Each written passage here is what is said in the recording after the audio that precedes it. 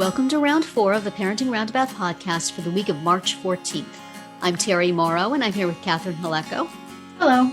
This week, we've been revisiting some of our past chats about our pets, and today's discussion comes from September 2021. Today, we are obsessing about family pet quotas and pet decisions. We talked about kids having an opinion about various household decisions, like how warm or cold it is and what we're eating and what cars we drive. And they also tend to have opinions about pets. Oh, Usually yes, they want more than what the parents want. But, you know, I know in Terry's house, she's the one who could use a little furry friend. I really would. She's not getting it. Yeah. The difficulty is that my husband really does not. And so from time to time, we just overrule him. Right. But my son lately he will do this thing where he says, are we going to get another dog? And I say, well, maybe. I don't care. I don't care either way. That's fine. I don't care. Are we going to get another dog? I don't care. Are we going to get another dog? It's like, I think you probably care. I think you care. Somehow I suspect. Well, I'm just bringing this up for no reason at all. I have no opinion, but are we getting another dog? Well, as you might remember, in my house, we got 2 dogs the last time that we went to get 1 dog. Mm-hmm. And now Nicole has doubled the cat quota in her house. Oh. So tell us what happened. Oh, my goodness. Kitty.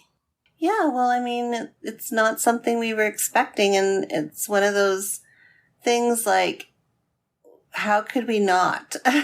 So we had a little kitten literally dropped from the air into into our backyard. It was plucked from its litter by a raptor of some type or a bird of prey of some type. Oh my. Probably an owl. And, the owl, I guess, lost its grip or whatever. Something happened and this little kitten landed in our vicinity and started showing up at our door because it saw our other cat. Because we currently have a cat and a dog. 1 cat and a dog. And, this little kitten started showing up at the door and it was like, we didn't know the backstory, of course, until we just saw this as a forlorn little kitten who had lost its way. So it wasn't until, so we thought, well, we'll trap it and then do the whole, give it to a cat rescue who'll either foster it out who'll foster it out. Or sometimes they do like a neuter and release program. So that was our intention. But of course, once we see the little thing and spend some time with it, it's like, oh man.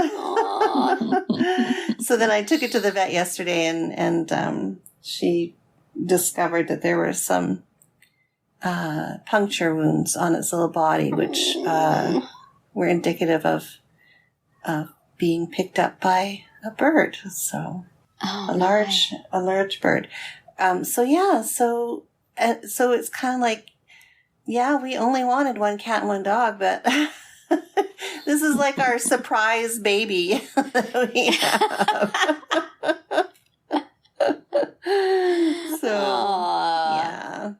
And he's a gem. Like he's a sweetheart. So that's great that you were in a position to be able to do it. Yeah, I'm really thankful. I mean, prior to, we were not ever cat people. I'm not. I didn't grow up with cats. I think I've talked about this before. But when my son moved back home after university, he brought his 2 cats with him. And that just broke us in.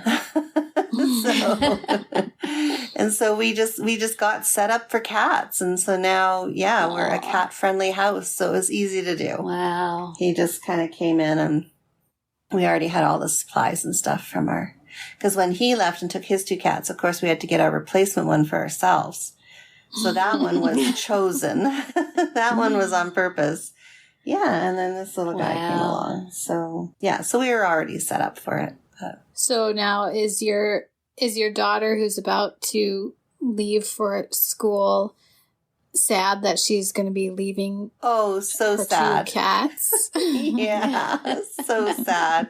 Because all this time, this whole past year, she kept saying, we need a second cat, we need a second cat for the new one that we got after my son's cats left. And we're like, no, let's just enjoy what we have. We don't need to add to our plate kind of thing. And of course, she's been away this past week. So she's missed all the drama of getting this kitten. And then she comes home. So this kitten has to go into another foster care for 2 weeks before we can take it on full time. Aww. And then so she comes home like several hours after the kitten goes to his temporary foster. And so she won't even see the kitten. And then she goes back to university. It's just kind of a weird mix of the way things work out. But so she's not going to meet it until Christmas time. So, Wow. yeah. But that's so exciting. she's quite upset about that. But we've been FaceTiming like all day, every day for the last. She's getting her fill on FaceTime, but yeah.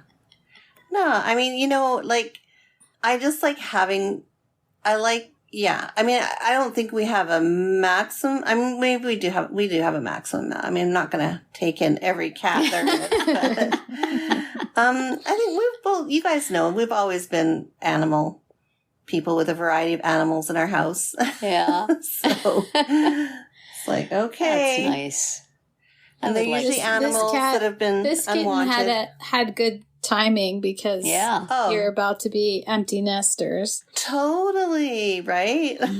That's what my daughter's like, she was meant to be because I'm leaving and now you have something to replace me with. So To replace keep you busy, care for.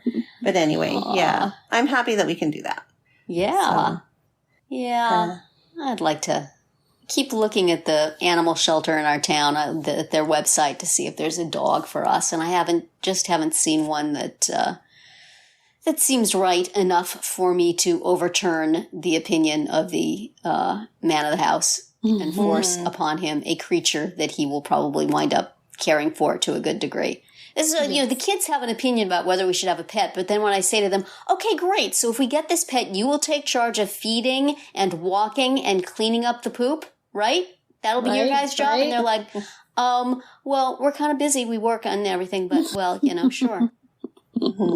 So I know who eventually does all those things is the one person in the house who does not want a dog, as is always the way. But our animal shelter has way, way, way more cats at the moment than dogs. Yeah. And so they're doing super hard sell on the cats. They've started an Instagram page. If your Instagram feed is full of dogs and you're thinking you want to have some cats to represent, check out Clifton Cats, Clifton Cats. That's our Clifton Animal Shelter. And just picture after picture of adorable kitties and plaintive messages like, please come get me right now. But I just don't think we're a cat household. I don't. You know what, Terry? Honestly, we're not cat people. Yeah. I said the same thing for years and years and years. And trust me, once you get a cat, you're not going to go back. Well, the thing is, I have had cats. I had a cat as a kid. And I also, when I moved to New Jersey, I got a cat because I was living by myself in an apartment. And that was just perfect for the cats. We coexisted.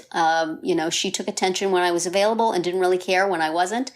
And that worked out real well. But then when I got married, that was a little stressful for her. And then when we had, adopted the kids, the cat was like, I'm just going to go hide behind this washing machine and die, which was pretty much what happened. So sad. Yeah, it really is very sad. I mean, R.I.P. Melrose. I'm sorry about how things ended there, babe. But I think she just took one look at my son and said, I'm going to scratch that kid and then I'm in big trouble. So, and I'm still many, many, many years down the line, but I'm still not sure he would handle a cat appropriately in a way that would not get him scratched. And I would rather that not happen. Right. It used to be you could declaw cats, and I understand why you can't, and they've gone against that, and I agree.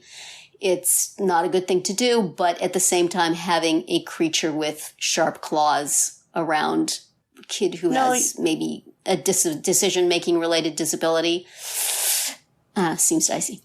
No, they put tips on them now. Do they? Do they really? Yeah.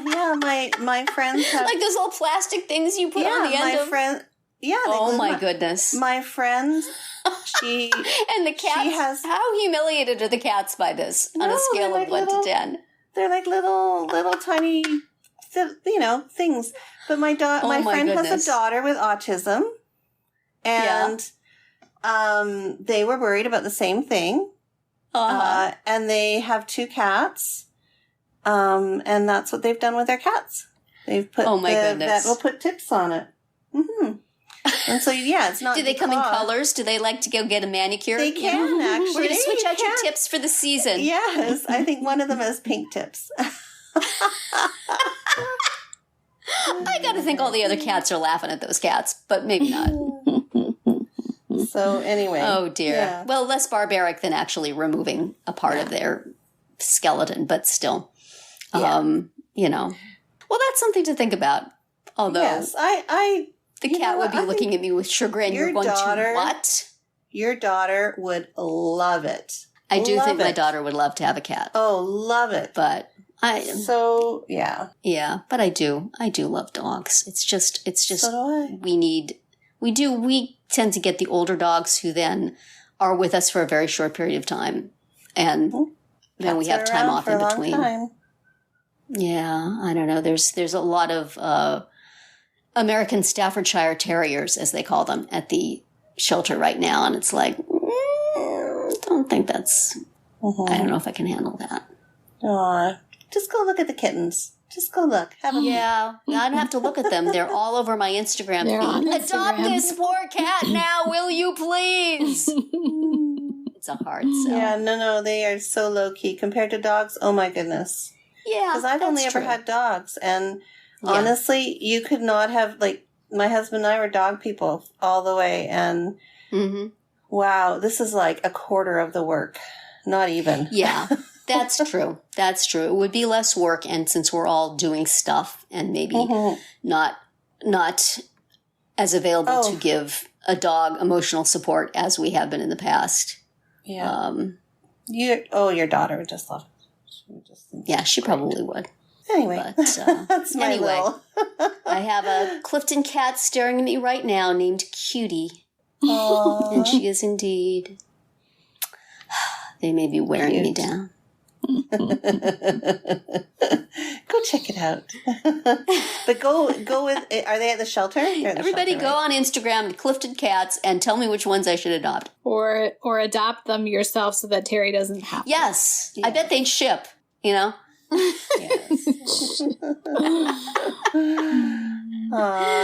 Yeah. Well, stay tuned. We tend to talk about our pets a lot. So sometimes our pets talk during the podcast. Let's find out if Terry gets a cat. Stay tuned. I don't think my husband would be that much happier with a cat than with a dog, honestly. Because the cat, you can shame the dog into staying off the furniture at least while you're in the room. I think the cat's just going to say, yeah, right. Well, then you just get a little blankie. I'll lay down anywhere I dang well want to lay down, old man. I don't know. Get a little bed and then lie in the bed. It works. You can make it I always work. respect cats for really not giving much of a darn about what the humans want. Isn't that the case? Or did I just have a particularly aloof kitty? Maybe you had an aloof kitty. You're here? Okay, fine. Yeah. So, no, I'm going to wear you down. Anyway. Maybe an owl will drop one in my backyard. Right, I was just going to say that. Totally. Maybe one will drop into your life just like it did to Nicole. It sure did. And we are so thankful that it did. So. That's it for today's round 4. Tune in tomorrow when we'll share our pet-themed Roundabout Roundup picks. Find all our episodes at parentingroundabout.com and talk back in the comments there, on our Facebook page, or on Twitter, where you'll find us at Roundabout Chat.